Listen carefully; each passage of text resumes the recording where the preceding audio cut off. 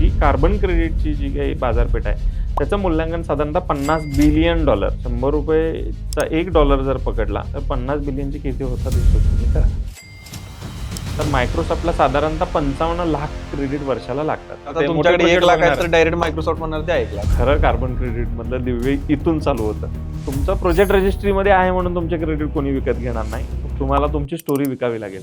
पुढचा गेम अवघड आहे विकणं. जसं नक्कीच शेतीमध्ये नाही, उगवणं नक्कीच ठीक आहे, विकणं अवघड आहे. तो गेम इथेही लागू आहे. म्हणजे काय, मग भारतातनं प्रोजेक्टला क्रेडिट मिळाले नाहीत का मिळाले, विकले नाहीत का विकले, पैसे कुठे आहेत? कार्बन क्रेडिटसाठी झाडं लावायची शेती करायची का मेन पर्पज साठी करायची? शेतात झाडं लावा आणि लाखो रुपये कमवा. तर ते इतकं सहज आणि सोपं नाहीये. तर मी ह्याला फड्यात पडावं का कार्बन क्रेडिटच्या? जे काही निसर्गाचं चक्र बदललेलं आहे ह्याच्या फेरातून जर सुटायचं असेल तर आपल्याला आपल्या पिकाचे पॅटर्न बदलावे लागतील. हे विकत घेणार कोण आहे आता तुमच्याकडे त्या रेटला?